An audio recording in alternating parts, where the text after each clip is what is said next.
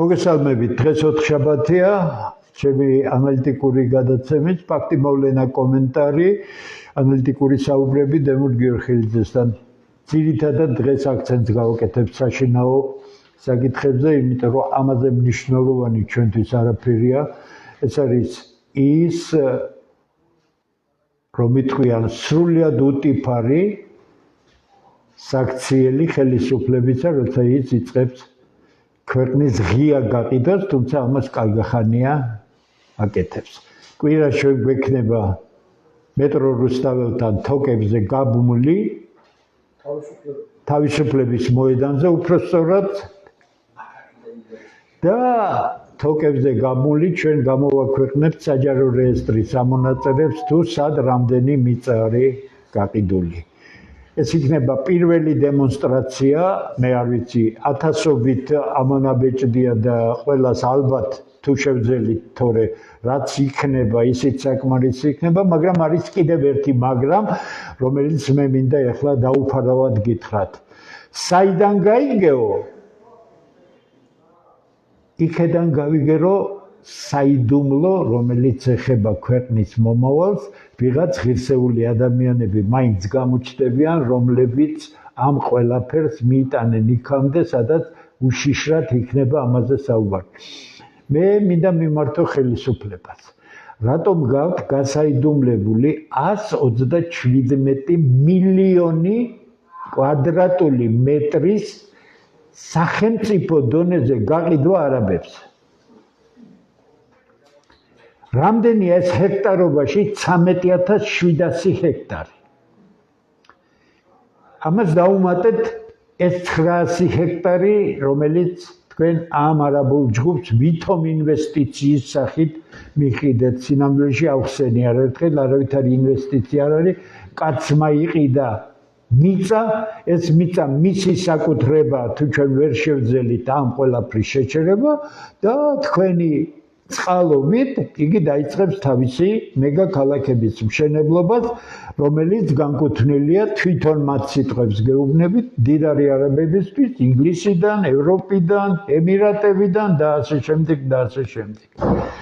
ის აღვირახსნილი პროპაგანდა, რომ თურმე ეს კარგია და ამაში ჩაერთო ეგრეთ წოდებული ექსპერტები ბჭყალებში, რომელი ექსპერტები თქვენ ხართ, ან რომელი ეკონომიკის ექსპერტები თქვენ ხართ, რომ ინვესტიციური პროექტი, რომელიც არ იცით მისი ფინანსური მაჩვენებლები, არ იცით მისი საერთოდ დებულებებიც კი, მე თავს ვანებებ, რომ ფინანსური ანგარიშების გაკეთება შეგიძლიათ და პროექტის შეფასება, ხო? მაინც უჭერთ ხარს, იმიტომ რომ ასეთია გაფუჭებულობის ხარისხი, პარალელებს ატარებენ და აბსოლუტურად მცდარ პარალელებს, თითქოს რა 300 წელი ხო იყო არაბები და რა გვიქნეს და ახლა რა 400 წელი თუ იქნებიან, რას გიზამენ, იცით? 10 წლის მერე ქართველები აქ იქნება უმცირესობაზე უმცირესობა. ყველა პროგრამა შესრულებული იქნება და ამ ფანტასტიკურ ქვეყანას ჭკვიანი არაბები თავისთვის შესანიშნავად მოუვლიან. ჩინელებმა ხო ააშენეს ზღვასთან ქალაქიო და ხო წავიდნენ. საწავიდნენ. რა, მიწა მიყიდეს იმათ თუ კონტრაქტი იყო, ააშენეს, თავისი მოგება მიიღეს და წავიდნენ. სამაგიეროდ სტრატეგიული პარტნიორობის ეგეთ ბჭყალებში უნდა ვიხმარო, შედეგად 25000 ჩინელს საქართველოს მოქალაქეობა აქვს, ხო? დიდი წარმატება. აუცილებლად ეკონომიკა განვითარდება, ხო? არაბული ინვესტიცია ბჭყალებში არის მიწაში გადახდილი ფული, ეხლა უკვე არაბების საკუთრება, რატომ გაასაიდუმლო? თითქოს ეს კომერციული საიდუმლოა მთავრობამ. აი ახლა იყო მოთხოვნები იურისტებისგან, რომ რაც საჯაროა, რაც არ შეიძლება იყოს კონსტიტუციით, ეს არის სტრატეგიული რა მიწა, მისი გაყიდვა ან მის შესახებ ინფორმაციის დამაგვის უფლებამ ხელისუფლებას არ აქვს, მაგრამ კანონი ამ ქვეყანაში არ არსებობს, მათ გაასაიდუმლეს კომერციული საიდუმლოს დაცვის მიზნით. წინამძღოლში საუბარია იმაზე, რომ ამ გასაიდუმლების შედეგად იურისტების კვალიფიციური მოთხოვნა ამ კონტრაქტის წარმოდგენისა იქნება ბლოკირებული გარკვეული დროით, იმიტომ რომ სასამართლო პროცესებს დრო უნდა. ამასობაში მთავრობას იმედი აქვს, რომ ადმინისტრაციულ ყველა ღონისძიებებს გაატარებს და ამ მიწას გადაუფორმებს ამას ყველაფერს. შემდეგ სანამ სასამართლოში ავძრავთ ჩვენ საქმეს და გამოვითხოვთ სასამართლო წესით ამ კონტრაქტს, რომელსაც ვეღარ დამალავენ, ამასობაში დაწყებული იქნა მშენებლობა და გაყიდო ამას 5 წელი მინიმუმ დაჭირდება. ამასობაში იქ შესახლებული იქნებიან არაბები, ძირითადად 100,000-ობით ადამიანი და გამოდის რომ იურიდიული გზით თითოეული მათგანის წინაშე უნდა აღიძრას შემდეგ საქმეები თუ ჩვენ ასე გაგვაბრიყვეს და მიგვიყვანეს ამ მდგომარეობამდე. ამიტომ უსაშველოდ საშიში რამ ხდება საუბედუროდ მე არაფერი მაქვს პრეტენზია და არ მოიხსენიებ იმ ხალხს რომელსაც საერთოდ მხოლოდ თავისი ბელადი უყვარდა მოწონს და საქართველოს და მისი ოჯახი არაფერში არ აინტერესებს. ამიტომ ეს მხარდაჭერა ქვეყნის გაყიდვისადმი არის ერთი მხრივ გონება სიჩვეულის ბრალი, მეორე არის გაუნათლებლობის ბრალი, მესამე არის უღირსობის ბრალი და მეოთხე არის ინტელექტუალური დეგრადაციის, არადა ქართველი ყოველთვის იყო შინაგანად ინტელექტუალი, მას არ ჭირდებოდა ამისთვის დიპლომები, საუბედუროდ ეს იქნა დაკნინებული. მე არაფერს ვამბობ იმ ფული ხელფასზე მყოფ ექსპერტებზე, რომლებიც უბრალოდ ერთ იდიოტობას მეორე იდიოტობას უმატებენ და შეფასებებს, რასაც აკეთებენ, არის უბრალოდ სამარცხვინო. თუ ამ ეგრეთ წოდებულ ექსპერტებს რაიმე პრეტენზია ექნებათ, მე კი იცით ყველამ რომ თავაზიანი ადამიანი ვარ, შემიძლია მიმიწვიეთ, სადაც გნებავთ, დავჯდეთ და პროფესიულად წესიერად ვისაუბროთ, ერთი ვნახოთ რა ექსპერტები ხართ თქვენ, რა ეროვნული პოზიციის ხალხი ხართ, კიდე გეუბნებით, ამას რაღაც ვაშა პატრიოტიზმით არ გეუბნებით, რა ხალხი ხართ საერთოდ, რომლებსაც დაგიკვეთეს, რომ გამართლოთ ეს საზიზღრობა, რომელსაც საქართველოს გაყიდვა ქვია. გითხარით საიდუმლო მუხლი ამ ხელშეკრულებაზე, გითხარით ხელისუფლების მიერ დაყიდული სახელმწიფო საკუთრებაში ყოფი 127 მილიონი კვადრატული მეტრი და დანარჩენი 186,000 კვადრატული მეტრი ბინა იყო გაყიდული არაბებზე, ფირმებზე, რომლებიც ყიდულობენ ამას და შემდეგ ყიდიან არაბებზე, საკმაოდ სერიოზულ მოგებას იღებენ, ხო?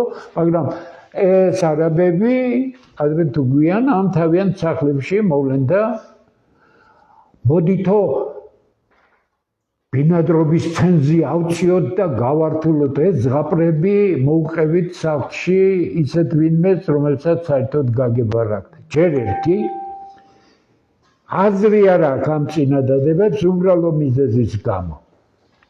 დემოგრაფიული კატასტროფის გამო სხვა ყველაფერი კარგად რომ იყოს, ქართველები მალე იქნებიან გაეროს სამსახურმა გითხრა, მომაკვდავიერი ხარ. 2050 წლისთვის იყო ნათქვამი, გადამოწიეს 2032 წლისთვის. დიახ, 2032 წელს ქართველები იქნებიან, მანამდე იქნებიან, მაგრამ მე გეუბნებით ეხლა რაც არის, საუკეთესო შემთხვევაში ეროვნულ უმცირესობაში. დემოგრაფია არ არის, მიგრაცია უზარმაზარია, იმიგრაცია უზარმაზარია, ხო მე გეკითხებით, ქართველებისგან დაცლილ ქვეყანაში მოქალაქეობას არ მიიღებენ არაბები, ეს ხო სასაცილო.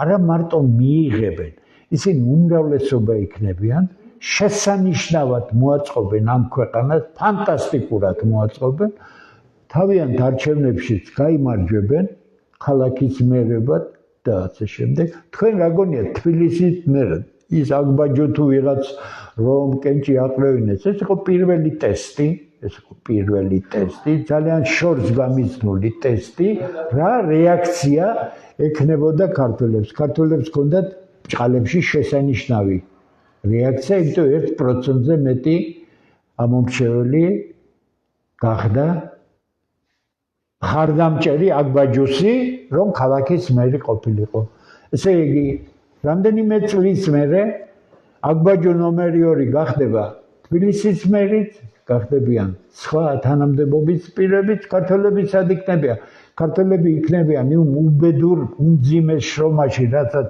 ქართველი ქალბატონები ქართველი მამაკაცების უსუსურობის გამო ხაც უსვამთ გინდ გეწყინოთ გინდ არ გეწყინოთ მოსარიდებელი არაფერი არ არის მოწყვიტეთ საკუთარ შვილებს დღედაღამე ვერ გადადეკით ვაგონები დაცალეთ რაღაცა ქენით რომ ოჯახი გაიტანოთ და ქალბატონები სახლში ყავდეთ და საკუთარ შვილებს თქვენ შვილებს უვლიდეთ მაგრამ ასე იცის იმან როცა რაღაც მოინგრევა ერში და იწყებს დაკნინებას ყველაფერი ამის წინაშე დგა საქართველოში სამუშაო ადგილები არ იქნება ქართველებისთვის ხას უსვამ ნებისმიერ თქვენგანს ვინც მიმტკიცებს რომ საქართველოში სამუშაო ადგილები შეიქმნა მანახეთ გამოაქვეყნეთ სექტორების მიხედვით ეკონომიკის სექტორების მიხედვით დარგების მიხედვით სად რა სამუშაო შეიქმნა თქვენ რა გონიათ ეს რომ შემოიყვანეთ ეს აფრიკის ქვეყნებიდან ხალხი და გლოვოში და ანგენში დამტარებლებად არიან თქვენ გონიათ ეს სამუშაო ადგილების შექმნით სამუშაო ადგილების შექმნაში არ უნდა იგულისხმებოდეს სოფლის მეურნეობაში დასაქმებულთა რაოდენობა იმიტომ რომ არსად სტატისტიკაში როდესაც სამუშაო ადგილების ზრდაზეა საუბარი არსად არ საუბრობენ სოფლის მეურნეობაზე იმიტომ ეს სპეციფიური სფეროა სხვა სფეროა თუმცა ჩვენ იქაც სული უნგრეული გვაქვს ყველაფერი ამიტომ ტყუილი მე ისევ და ისევ ვაფრთხილებ ყველა ამ ქვეყნის გამყიდველ ადამიანებს და ამ გაყიდვის ეგრეთ წოდებულ ჟარგონზე ვიტყვი გამправებელ ადამიანებს.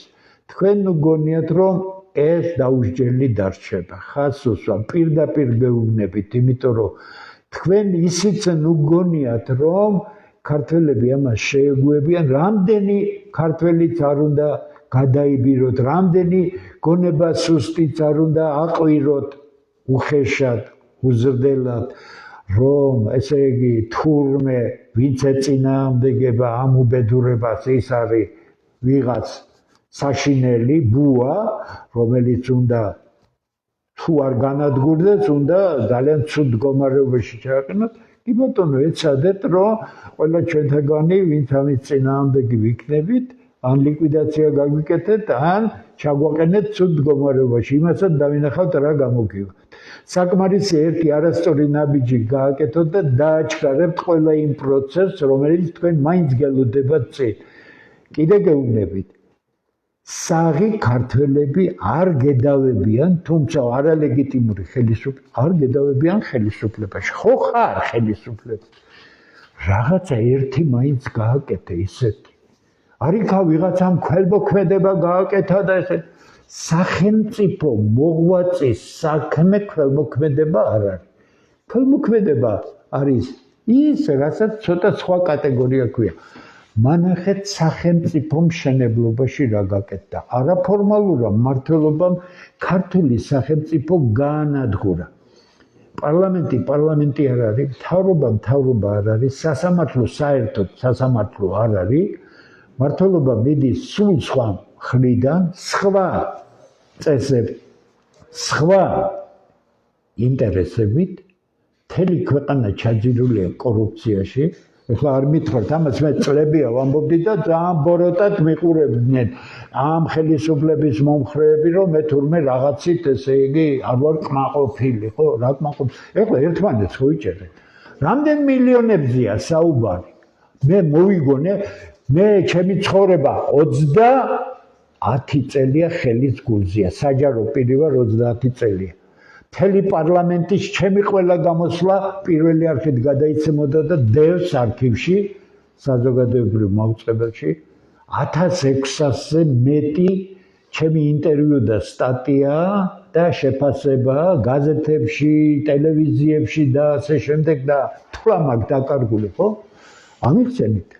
მე რა კითხვები გაქვთ ჩვენთან მომწერეთ წესიერად მოგბრძანდით ტელეფონი იცით 5999697 დამიკავშირდით მითხარით თქვენ იყავით თუ არა ბანდიტი წარსულში გიპასუხებთ ერთმა ახალგაზრდამ მკითხა თქვენ ხომ არ იყავით მხედრიონის მხარდამჭერი ეხლა ქუთაისელები ალბათ ხარხარებენ ამის გაგონებაზე ხო და ასე შემდეგ ყველა კითხვაზე გიპასუხებთ მაგრამ კარგად იცოდეთ ჩვენ იმდენად კარგად ვიცით რასაც ვაკეთებთ აქ დათო ჭაბუკაშვილია მოვლენ მალე სხვებიც აქ უამრავი ადამიანი მოვიდა დღეს და ჩვენ ამ ხალხის წინაშე უდიდესი პასუხისგებლობა გვაქვს, იმიტომ რომ ეს ადამიანები მოვიდნენ აქ თავისი ნებით.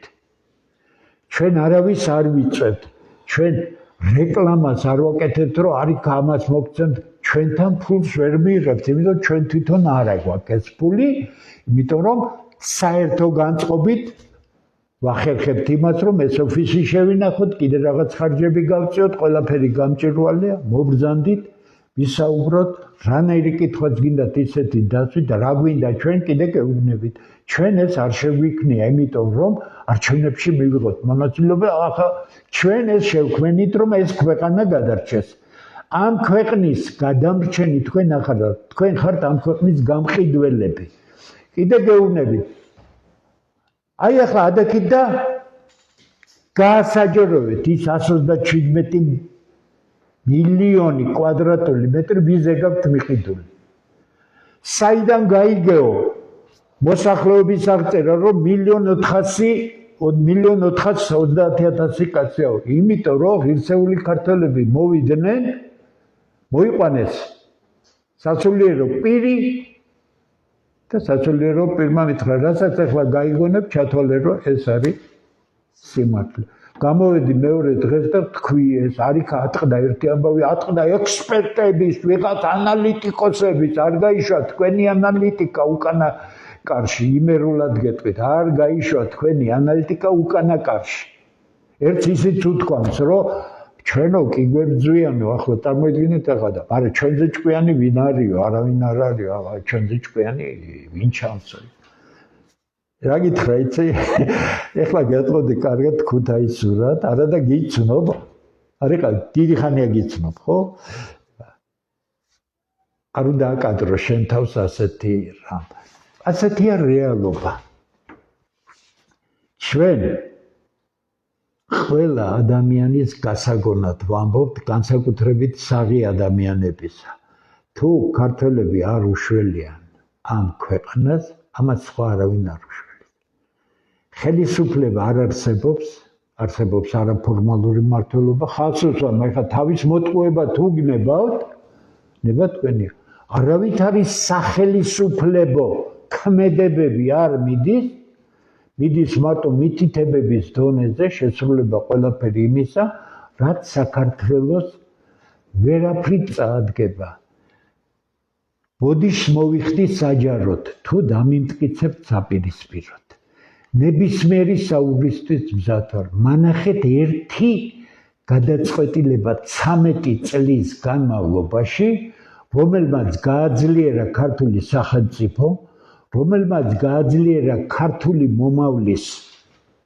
ინტელექტი ახალგაზრდები მაგ ფანტასტიკური ახალგაზრდები მოდიან რა განათლებას ატენით და რას უშვებით ამ ახალგაზრდებს და მაჩვენეთ თქვენი გადადგმული ერთი ნაბიჯი რომელიც საქართველოს მომავალს ნაცმოძრაობა გაანადგურეთ ვისატყუებთ თქვენ კიდე გეუბნებით ვისატყუებთ ნაცმოძრაობა თქვენი მოკავშირეა კარგად აფინანსეთ და ნაცმოძრაობით გიდგათ სული რომ ხელისუფლებაში ხართ მთელი ოპოზიცია ხო თქვენ კონტროლ ქვეშა.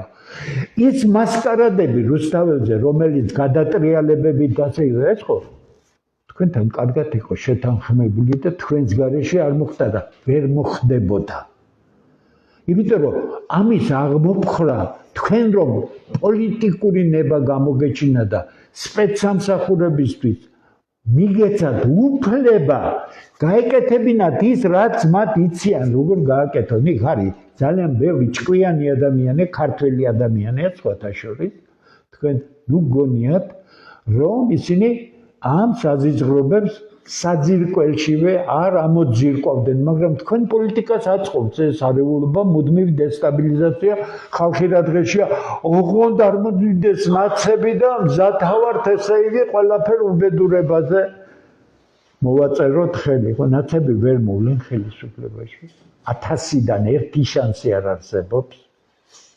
თუ ხელისუფლება ხელოვნურად არ გააკეთებს იმას, რომ გადატრიალების გზით ან რევოლუციის გზით ისევე ჩაანაცვლებს ხელოვნური მოწყობილი რევოლუციით, როგორც ეს 2003 წელს ეგრეთ წოდებული ვარდების რევოლუციით გაკეთდა. მე იქ ვიყავი, არ ვიყავი რიგითი პარლამენტარი, ყველაფერში მონაწილეობდი, ყველაფერი კარგად ვიცოდი და კარგად ვიცოდი თვეებით ადრე რომ გადატრიალება მოხდებოდა და მე ამას ღიად ვამბობდი.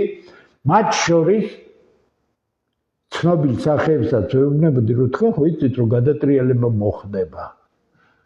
იმიტომ რომ პოლიტიკა არ არის ის, რასაც თქვენ გარედან უყურებთ. პოლიტიკა არის ის, რაც ამ გარედან არ ჩანს და შიგა სამზარეულოში ხორციელდება. ეხლა შიგა სამზარეულოში ხორციელდება ის საშინელება, რომელიც ტრაგედიად დაუბრუნდება საქართველოს. რატომ ვამბობ მე ასე?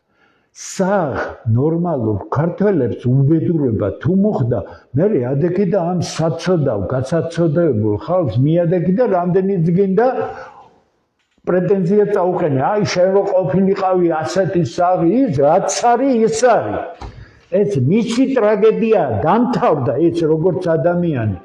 თუ ყველა ქართველი დამთავრებულია როგორც ადამიანი, პიროვნება, მაშინ ამ ქვეყანას ჩვეულებრივ წაგართმევენ. ჩვენ საუბრობთ იმადზე, ვინც ამ ქვეყნის მოყვარულია, ამ ქვეყნის მესვეურია და შეუძლია ნაბიჯი გადადგას იქეთკენ, რომ ეს ქვეყანა შეუნარჩუნოთ. ჩვენს მომავალ თაობას გადავცეთ და იმედია რომ როდესაც ახალგაზრდების დრო მოვა, როცა ახალგაზრდების დრო მოვა და არა ახლა. ახალგაზრდების გაკეთებული საქმე პოლიტიკაში არ არის ახალგაზრდების საქმე პოლიტიკა. პოლიტიკა არის მათი აქტიურობის საქმე. მათი ისეთი საქმე, როცა ისინი თავიანთ ცოდნას გაზრდიან, გაერკვევიან სიტუაციებში, მიხვდებიან რა არის გასაკეთებელი, მოვა შემდეგ მათი დრო, გადაიბარებენ ამ ქვეყანას და მე უკვე პოლიტიკურად აქტიურები იქნებიან.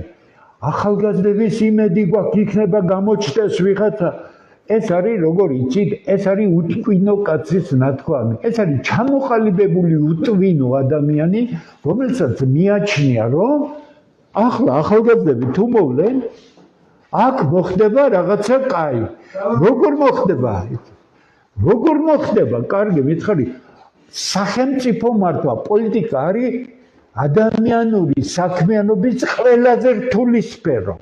სასწაულად რთული სფერო. გეუბნებით ჩემი გამოცდილებით, საიდან შეიძლება აკრიბოს?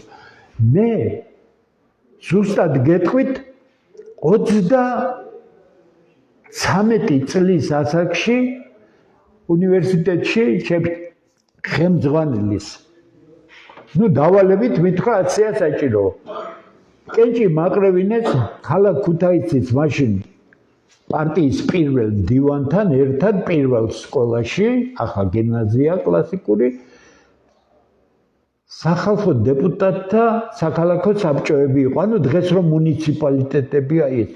მე 33 წლის კაცი, რომელიც შესანიშნავი მოსწავლე ვიყავი, შესანიშნავი სტუდენტი ვიყავი, დღე და ღამე გამოთვლით ცენტრში ვიჯექი, დავჯექი იქ, კომისიის თავმჯდომარედ ვიყავი არჩეული და მე პირველად გავიგონე როგორ იმართება ქალაქი. მე არანაირი წარმოდგენა არ მქონია. საიდან დამექნებოდა? მე სხვა რამეს ვაკეთებდი. იმას ვაკეთებდი, რაც ჩემთვის იყო ყველაზე ძვირფასი და ყველაზე მისა აქ მოვხდი და ამ მოხვედრა მე გამინათა გონება და ჩამახედა ყველაფერში, საიდან იკრიბება ფული, წყალი როგორ მოდის, ონკანს რო უშვებ და ასე შემდეგ და ასე. შემდეგ მოვხდი თხოვეს აგრეთვე რადრუც უნივერსიტეტია, ახლა ინსტიტუტია და კონტროლის პალატაში გადამეყანა. იქ კი ბუღალტერიის დონეზე ჩავიხედე ქვეყნის ყველაფერში. განათლება, სოფლის მეურნეობა, ეს ის ყველაფერში, ბუღალტერიის დონეზე.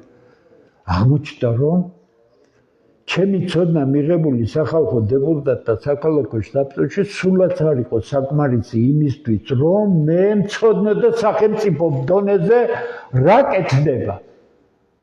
ამის მერე მოვხდი პარლამენტში კომიტეტის თავმჯდომარე თანაც დარგობრივი კომიტეტისა, სადაც საიდუმლო ყველაფერი მოხსნილი იყო და ყველაფერი ხელმისაწვდომი იყო და ამის მერე მე ვლაპარაკობ ყველაფერ ამაზე ასეთ თამამად, როცა ძალიან კარგი წიგნები მაქვს დაწერილი, ძალიან სერიოზული წიგნები, ნებისმიერ თქვენგან შეუძლია ნახოთ და გეკითხებით მე აქედან ვლაპარაკობ, იმიტომ რომ ასე აგრესიული 25 წლის ბიჭმა საერთოდ რა უნდა იცოდეს სახელმწიფო მართვის შესახებ.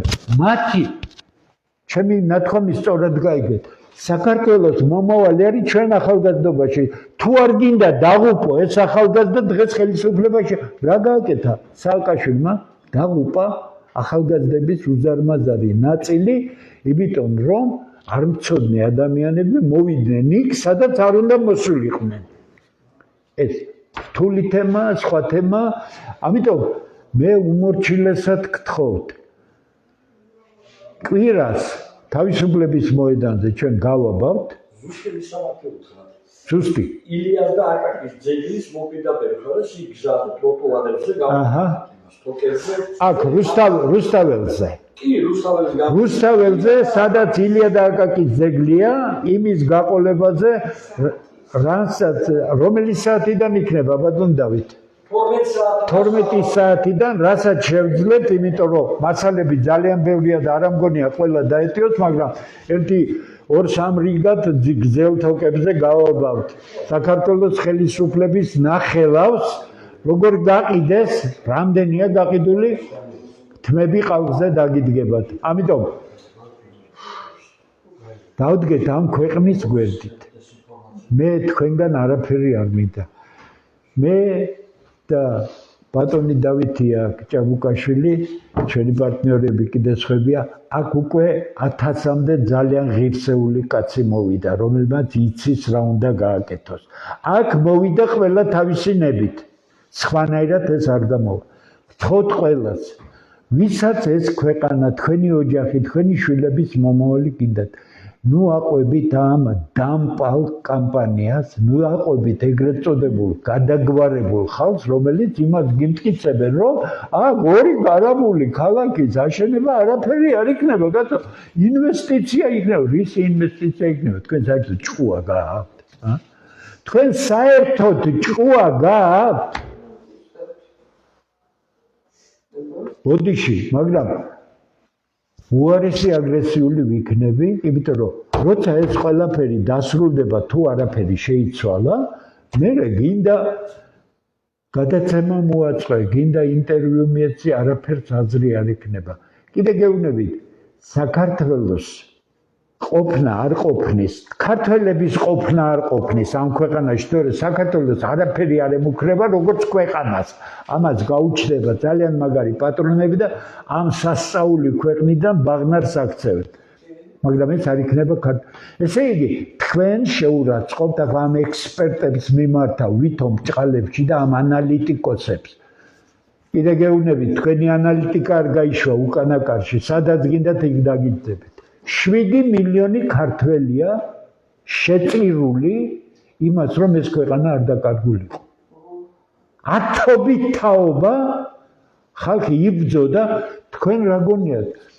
ქუდზე კაციოდა იქ, როცა დახილი იქნებოდა მეფისა და ჩადიოდა კაცი, იმ კაცმა არ იცოდა, რომ შეიძლება ვერ დაბრუნებულიყო ამ ომიდან, მაგრამ რატომ მიდიოდა?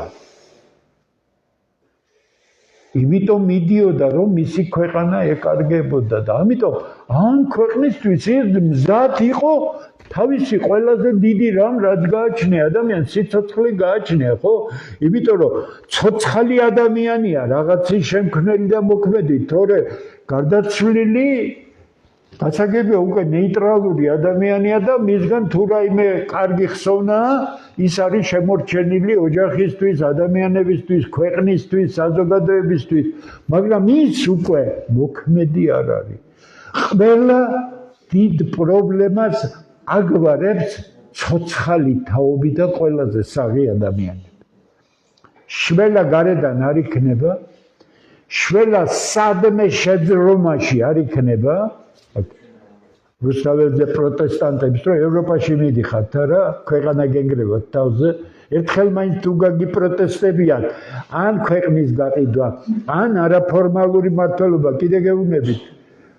დავით ჭაბუკაშვილი ახალგაზრდებთან მივიდა რუსთაველზე და უთხრა აგერ რუსთაველთან გითხარით რა საპროტესტებთ დაგერგით აგერ სტუდიაში ისაუბრეთ ისე დაიკარგნენ რა საპროტესტებენ ისიც არც იციან იმიტომ რომ ის ნაწილი თავარი ორგანიზატორი ეს არის ფულზე გაყიდული ახალგაზრდობა რომელსაც კარგად აფინა დანარჩენი მოტყუებული ახალგაზრდობა მე მათ შესახებ ტკივა გული, იმიტომ მზათავარ ყველგან მივიდე ამ ხალხთან და ვისაუბრო მათ, ამიტომ ამის საშინელების წინაშე ვდგავართ, გაიაზრეთ და ვინც ნაბიჯს გადადგამთ, ერთმანეთის გვერდით დავდგეთ და ყველანი ერთად დავდგეთ ამ ქვეყნის გვერდით. თუ არ გვინდა ისეთი ტრაგედიის წინაშე აღმოჩნდეთ, რომელსაც მე უკვე აღარაფრით ვეღარ